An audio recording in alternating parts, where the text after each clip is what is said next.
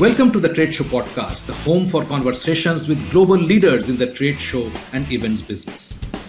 Our show will bring you face to face with experts who speak about the possibilities and trajectories of this $50 billion industry.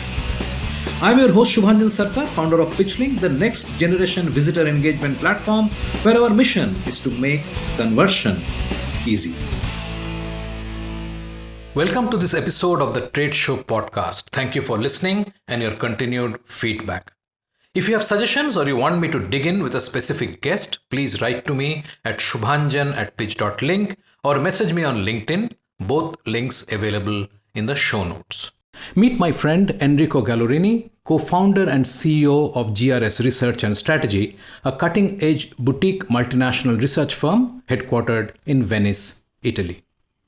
Enrico and GRS recently hosted the Human to Human Summit at Dubai, taking ahead his ideas about in-person and creating a focused discourse. And in 2025, something that for me was important to notice is that some events, some trade shows, exhibition are creating specific new packages with a price that sometimes it's also, very high-end price, very high-level price for some experience that are different from the other one. Enrico has dedicated his life to decoding the profound impact that in-person experiences at large human gatherings have on individuals, society, and the world at large.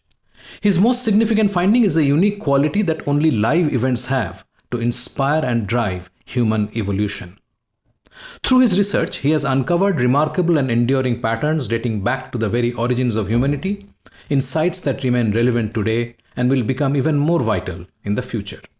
Described as a forward thinker with a rare intellect and a distinguished expert in the events industry, Enrico is a strategic researcher specializing in visitor experiences and author of the book, In Person, A Journey Through the Unstoppable Evolution of Events. Check our episode 18, where Enrico goes in depth about this very book. He has captivated audiences across 20 countries, delivering keynote speeches at prestigious universities and international conferences, where he explores the transformative power of in-person events. Enrico brings an unique blend of business intelligence, creativity, positivity, and passion to the human-to-human industry. Now, on to this fascinating session with Enrico Gallorini.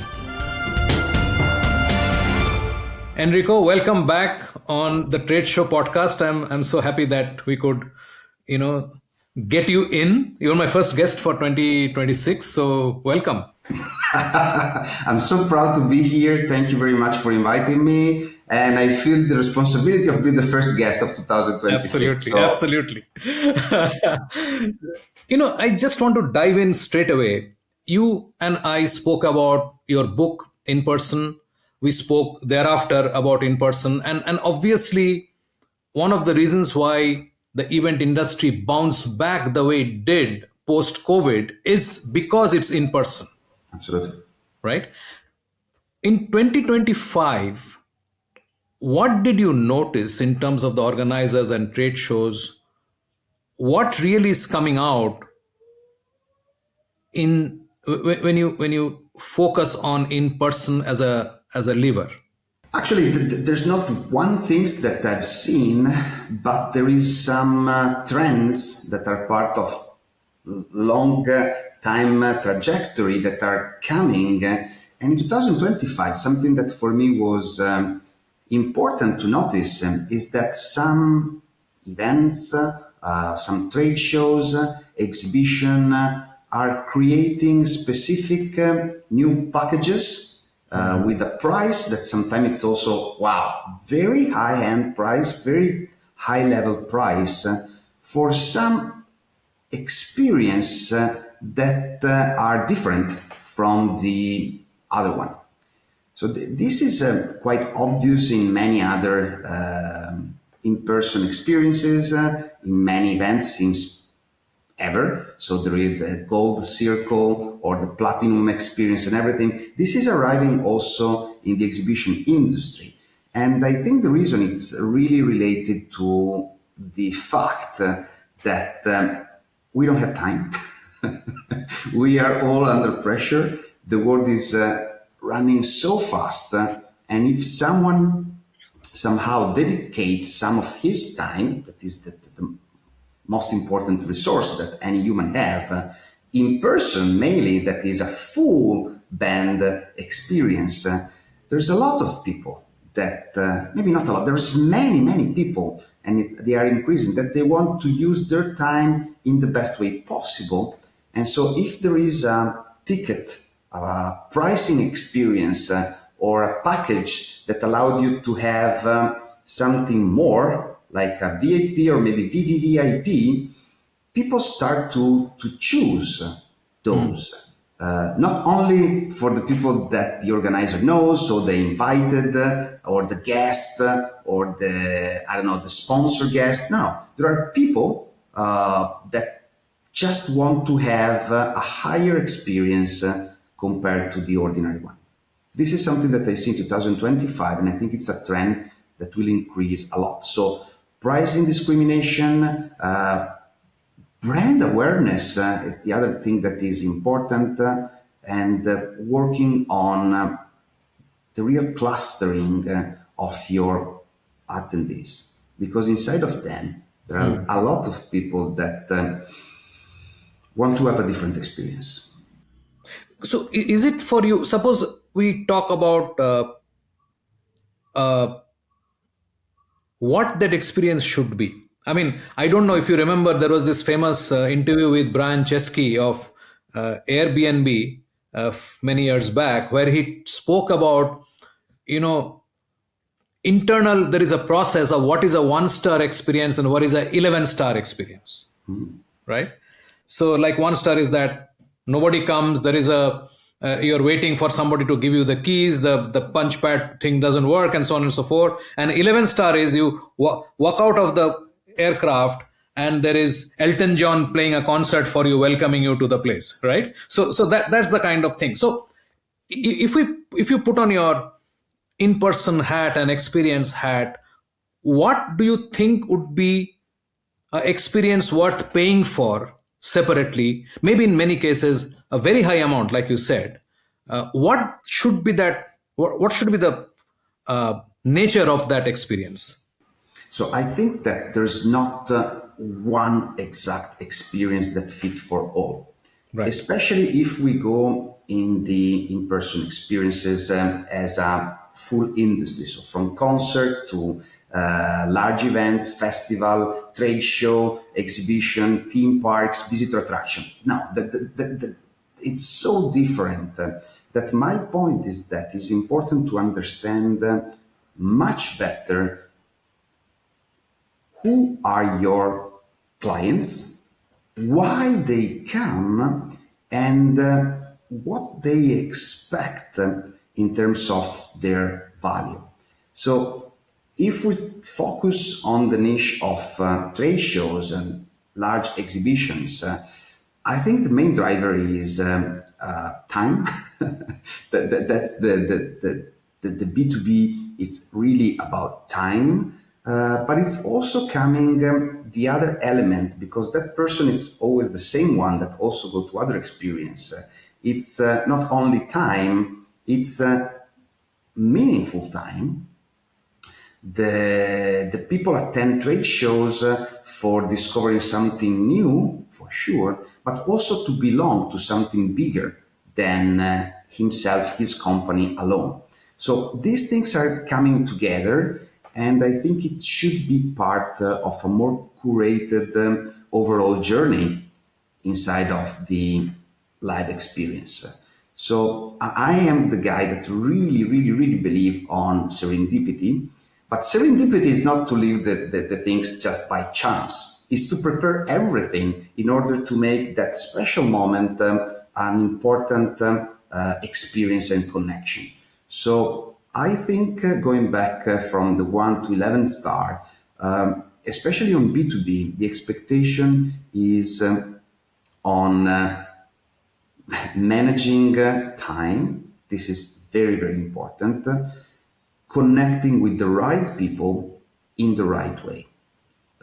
seems crazy, but doing the activity that we do as a researcher and speaking with a lot of visitors, exhibitors, guests, attendees, and buyers, and so on, there are some easy elements that sometimes in trade show we forget. The people need to sit. The people need to rest, but not because they are tired, because the level of information that they are able to gather in their brain, it's so impactful that they need also to rebalance the experience. So recently, by the way, I was in an event and there was something that for me was super interesting. It was something like a place with silence, music. There was some gong on this lounge. It was a lounge, but it was a lounge for relax, so not meeting and everything. And I thought, who could go there apart me? Who's full? So it's not only me that I like these things. The people need to have the time to settle down, to get a little grounded, then to restart again with the overall experience. Right. And I going back to the pricing, I'm pretty sure people would pay for those curated experience much more than what we think. And we have seen. We have seen and worked with many organizers that have significantly increased the value of some package, the VAP package, the super top tier package. And those are the one that goes sold first. Yeah. I can totally see. I can totally see that how, and I think the point you made earlier when we were talking, that it is not for the VIPs who are already VIPs. It's like somebody who is nobody has the ability to pay and actually get that attention, because he's nobody today. He will not be a nobody tomorrow, but Yeah.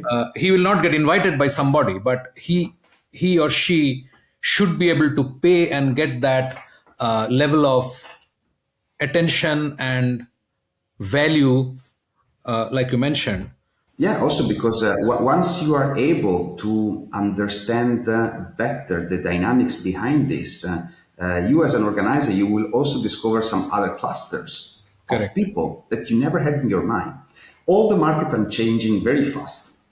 So we still use the same vocabulary of years back for the buyers, but maybe there are new buyers that is not part of your database, your niche, your knowledge, and maybe they are so important that they are happy to pay the most advanced package. And you say, "Oh wow, Yeah. we Yeah. didn't know that these distributors are so interested in our niche." How do you discover? Because you discriminate them and give a possibility to have a super high price and they pay. You say, wow. And maybe it's not one, it's 3, 20, 50. You say, oh, wow. So it's another way also to use data intelligence. But you have a real data, someone that pay, I don't know, 500 euros to have much better experience, and it's not in your database. Maybe you have to study a little bit. Yeah, absolutely. And not to mention that great source of undiscovered leads to surface, right? Absolutely. If you have to sort of predict, not too far, 2026, what would you like to see when we again talk of in-person engagement and experiences? What would you like to see? Something that I think it's very important, and it's not because it's my mantra, but it's the human to human, the human touch. Many times I really see, especially when you enter to a venue and there is the registration process that take time and everything, and you are in line and you don't even know if you are in the right place, for example. And maybe you see the people that are going around and you see that they are part of the organization, even if maybe they are the ushers and I don't know, but nobody watched you. you feel lost. This is Yeah. a little example, no? That it happened to me actually really few days ago, a few weeks ago, and I didn't know if I was in the right line or not. And I tried to speak with someone, and they just didn't match my eyes. I said, guys, I'm a human. I feel lost, and I was not the only one. So those elements related to the really in-person connection to many layers sometimes are very also easy. Obviously, you need to explain to your team the importance, because I always see, especially when we talk about registration, that it's not about the time that you wait, but this is the uncertainty Yeah. that make you feel confused.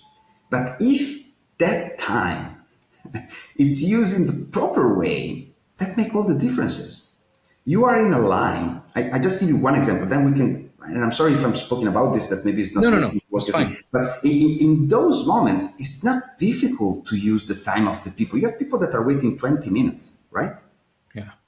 And maybe they are scrolling down their phone, their emails and everything. Those 20 minutes, it's very precious. They can prepare the experience that they will discover after.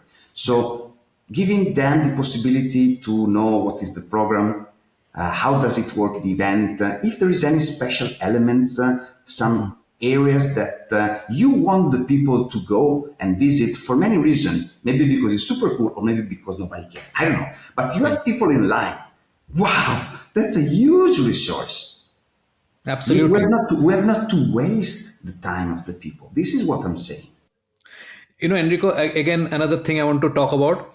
I was reading about how Disney tackled the long lines in front of the rides, Yeah. because though it's a very similar situation.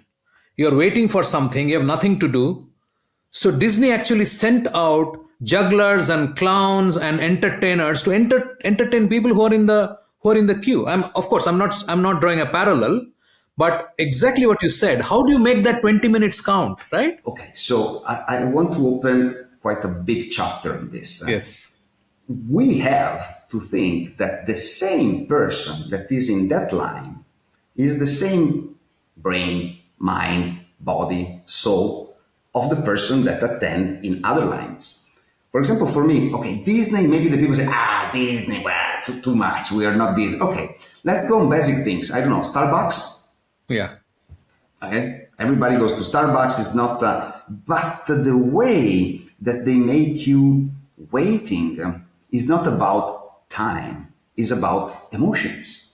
So you know that they call you with your name. Exactly. Easy, Yeah. fantastic. And the most of the time, not the most of the, many times they don't even get your name. Yeah. Enrico, Henry, it's okay. Yeah. But you are there also waiting for that Yeah. moment. Yeah. That's changed all the perception. So again, going back to the point, queuing is not about time, it's about emotions. Emotion, how do you feel? Do you feel lost? Bad. Do you feel engaged? Cool. Going back to the theme parks experience, the queuing, it's part of the overall experience. Yeah. Yeah. And how many times I see in large trade shows that those places that is where the people enter, there's not a screen, there's nothing, there's no music, it's just chaos. Why?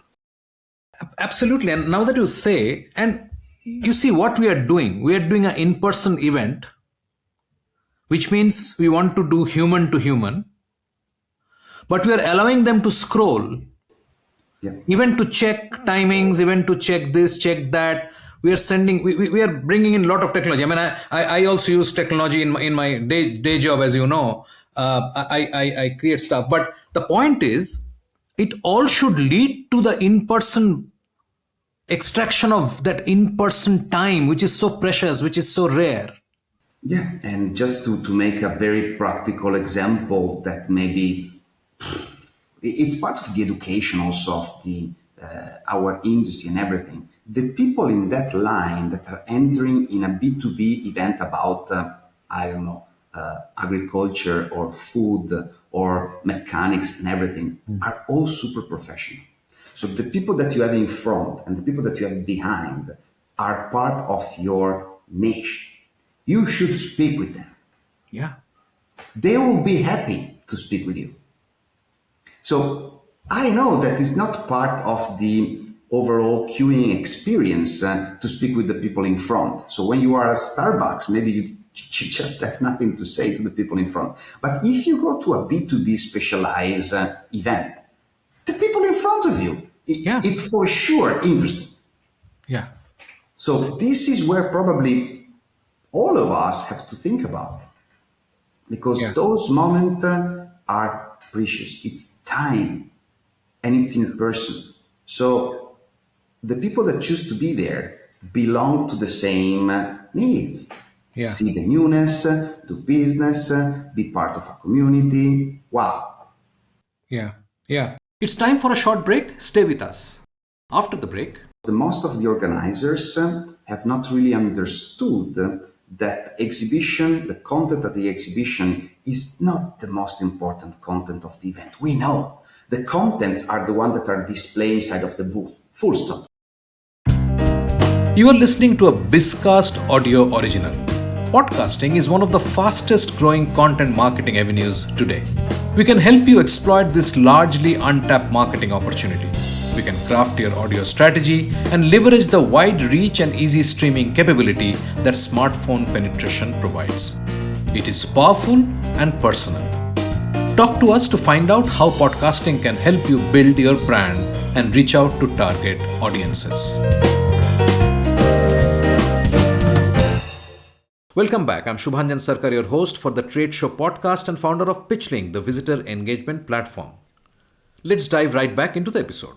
I see, like a lot of these discussions that I have, Enrico, is that we see when you're talking to exhibitors, because I do a lot of work with exhibitors, you see the same issues that are in the larger B2B sales, the same problems get brought into the exhibition venue, right?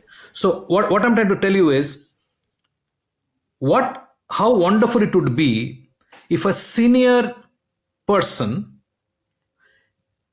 is available or assigned to each queue, who can then go and have a conversation with all the people waiting there and talk and find out, okay, what is it that you're looking for? Why have you come? Can I add some value? These are the things which I'm thinking you could do, and so on and so forth. We don't even assign a newbie to go and talk to them while they're waiting. No, that's the point. So having an executive maybe is too much, honestly. I also not encourage to do this, because in an event, it's very compressing time. Every minute, it's so important. And just to be very honest, the registration side, nobody care. It's just the entrance, the value is inside. So the example about entering is important, but it's not where the value is created. There's many other places where the value should be created, for example, also inside. And this is where I really think our industry should elevate the interactions. Yeah.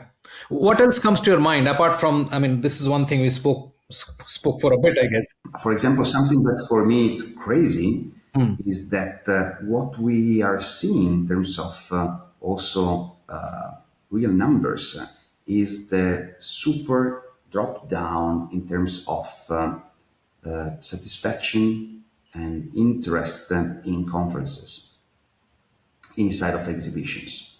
This is a nightmare.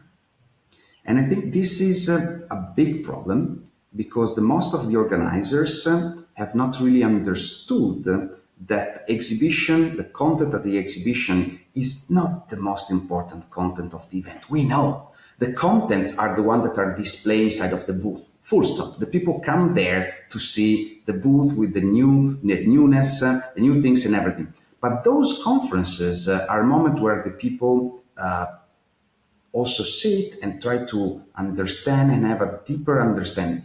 And the most of the time, they are managed, for me, in the very wrong way. organizer invests so much on AV, a large screen, a fantastical stage, super cool water bottle and everything. And then, if you ask them, and I asked them many times, how much is the budget for conference? We have 100,000 euros. Okay. Oh, wow. And where did you spend this money? You see, we have the biggest screen, the newest technology, the cool and everything. I say, oh, cool. And how much do you spend on speakers? No, we don't have budget. What? No, we don't have budget. So it's crazy. So our industry that is really operational, I understand, has increased so much the not value added experience than the real value added. So what I see the most of the time that I start really to hate are those panels inside of large exhibition where you have a very good presenter that try to engage four CEOs that usually are big sponsors or big exhibitors in that niche, that they are seated there and they are just doing an ego exercise. They are not prepared because they don't need to be prepared. They are the CEO of a large company and everything. And you really feel also the completely inability to manage a stage. That is a disaster. And this is reflecting a lot in the feedback that we as a research company we see. The people are using the conference room to sit. So it's crazy what is happening. So those value added is not part of the experience. And just to be honest, what for me it's even more crazier is that speaking with the organizer, we're making a lot of money in the conference side because we have sponsor, and to sponsor a conference you pay and you put on stage your CEO that is not able to speak in front of an audience. It's a disaster. And this will happen sooner or later. That will be a huge problem in our industry because I always say that we cannot waste the time of the people. And having hundreds of people sitting there, listening to the ego of someone that is not even prepared to be on stage, it's really a waste of time. Yeah. So also there, I think it should be important to take, 20%, 10% of the budget that you spend on the operational elements, the lights, the things. By the way, when sometimes it happens that I am on stage and they invite me to speak and share my thoughts. And I always go to the AV people and say, can you show me what you can do with the lights? And I say, oh, wow, we can do a lot of things. Look, pam, incredible possible movement. It's fantastic. And the companies, the organizer pay to have those lights during the events, nothing. The people enter to the stage, light off, done. So these are the things that I don't understand. So for me, curating is not only the human to human element, is understanding the human needs and how to elevate experiences like the conferences that for me today, it's not for me, actually, it's not really for me. It's for the attendees are becoming nothing so special. Obviously, apart from the opening and apart from the keynote speakers, but all the other, and in an exhibition there are a lot, seems to become a waste of time. But maybe a good place where you can rest. Okay. So two quick questions to wrap this up. One is that what do you think exhibitors should be doing more to actually deliver the value to the in-person experience, that opportunity that is being provided? What can they do in 2026? This is very fundamental question, and this is also connect a lot of dots. So exhibitors are the real product of the in-person experience in an exhibition, right? So they pay, but they are the product that the organizers sell to the visitors. So the organizer is a platform that connect these two elements. The point is that exhibitors has mainly four big costs that they have to invest to deliver a great experience. So the space that they rent from the organizer, the booth that they built with the contractor and so on, all the logistic, the staff, and everything related to the people that will attend from their point of view at the event, and the contents. In the past, the most of the exhibitors spend the most of their time, their money, and their thoughts to arrive to an exhibition with the right contents. The new product, the old product reshape in a way that is new. So that curation used to be the reason why they invest those monies. The point is that those other three are becoming so predominant that from a financial point of view, there is too much attention on how to optimize those elements. But those elements are fundamental, but are not the reason why they attend to an exhibition. So concentrate more on the what you want to present. The contents are really so important. And the content is not only what, is how. And for me, I see increasing a lot the importance of having not salespeople in the booth. Guys, no. Salespeople can connect after in a Zoom call, 30 minutes, done. You need to have there the right people that speak the language of the users. Technical people, managerial people, people that know the industry, that know the machine, that know the software, not that sell that software.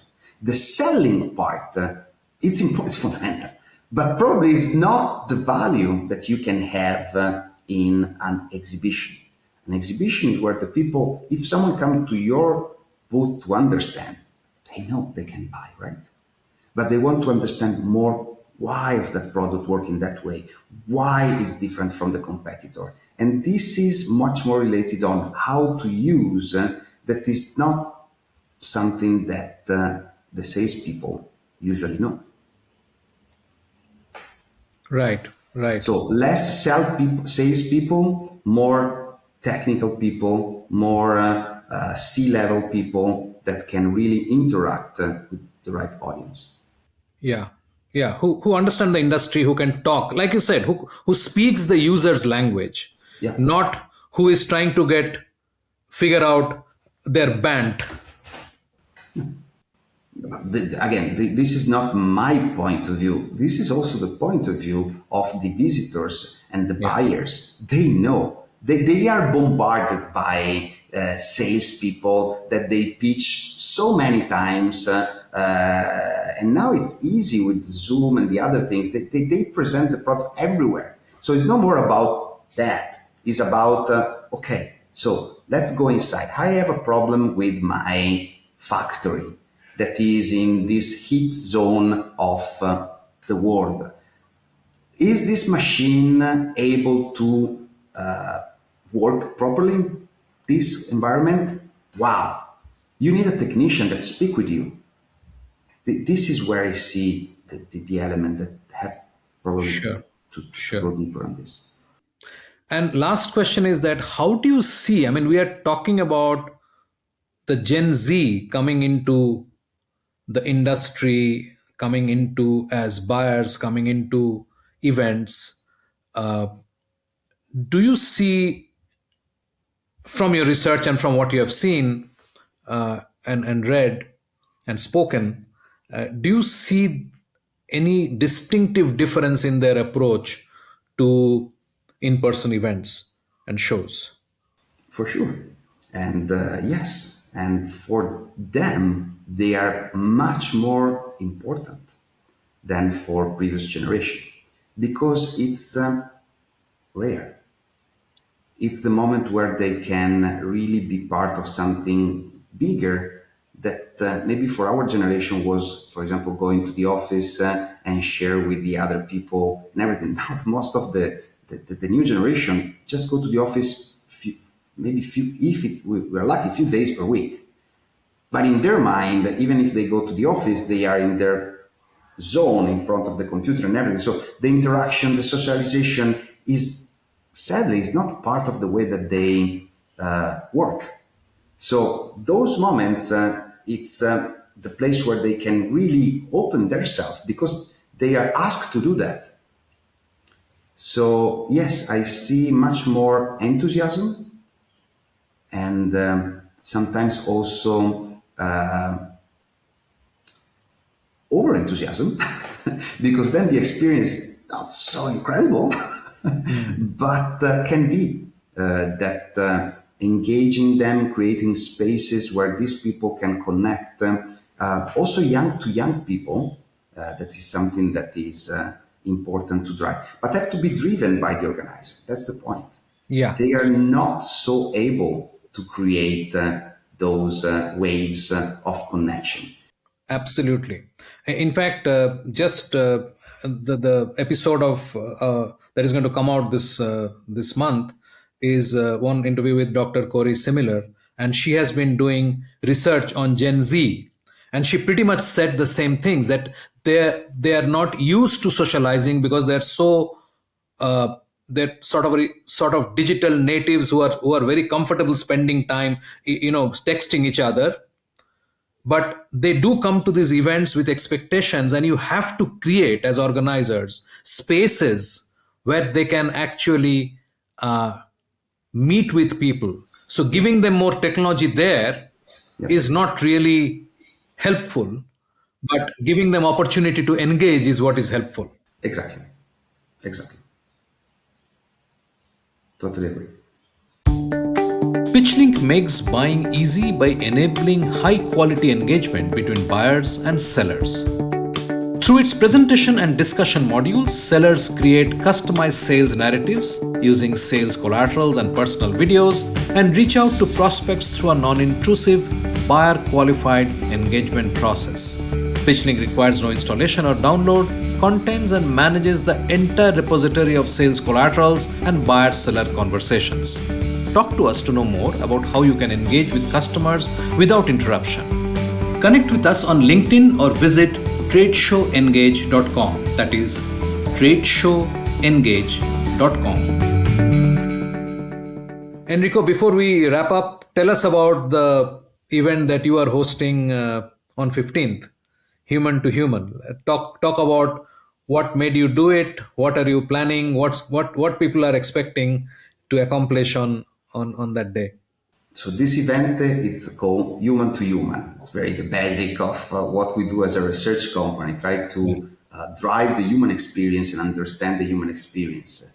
So many years ago, we start to put together in some breakfast or some little meaningful meeting where we present our data and everything, different part of the in-person experience. So not only exhibitions with exhibitions, for example, not only festival with festival. We try to put together in the same room people coming from different in-person live experiences, like, again, concert, festival, theme parks, visitor attractions, events, large exhibition, trade shows, and we've seen that there's a lot to learn one to the other. For example, we already discussed about queuing, but also many other elements of interaction or the way that we can do, again, pricing. We discussed about that. Concerts are so much advanced compared to trade show, for example, or the sense of belonging. Theme parks work mainly on sense of belonging. So all of this create a sort of a new layer that obviously in the past, because there was only in-person experiences, the silos were very clear. And you see, for example, also make a lot of sense, the association's point of view. You have exhibition association, concert association, festival association, theme parks association, and make a lot of sense. Today, I feel that there is a different layer that is not association layer. It's much more experience level that is on top of all of this. We are all human. We do these life experiences and we can learn from each other a lot. Right, right.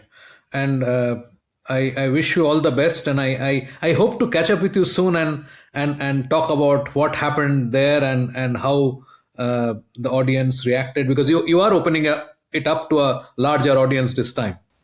Yes, we expect large. Come on, we're talking about nothing, maybe 150, 200 B2B players in this niche.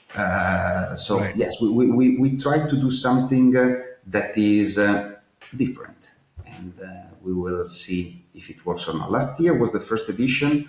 We had 120 people, was good. And this year again, it's a larger gathering than just a lunch as we did in the past.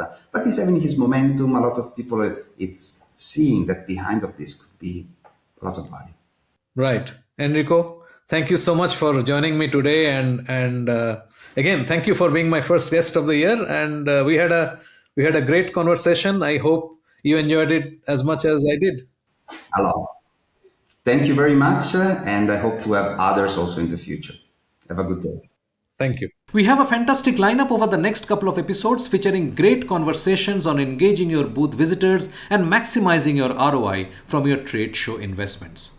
Subscribe in your favorite podcast app so you do not miss a single episode. Thanks for listening. Thank you for being with us today on the Trade Show Podcast, the podcast of record for the trade show and events industry. Here we talk to movers and shakers of the $50 billion trade show industry and identify ideas, challenges, tactics, and strategies to leverage the first-party intent inherent in the trade show business. We hope this conversation helped inform and motivate as we all navigate a rapidly changing business environment. For us, these are enlightening conversations enriched with knowledge and expertise. We encourage you to go out and implement some of the ideas we discussed today. We hope to have you with us again in the next exciting episode of the Trade Show Podcast. If you liked what you heard, subscribe to the show in your favorite podcast platform like iTunes, Google Play, Spotify, or wherever else you get your podcast from, and give us a rating while you are at it. This is a Bizcast original podcast and is produced for Pitchling, the next generation visitor engagement platform where our mission is to make buying easy. Hosted by Shubhanjan Sarkar and produced by Rajiv Aditya. See you next time and have a wonderful day.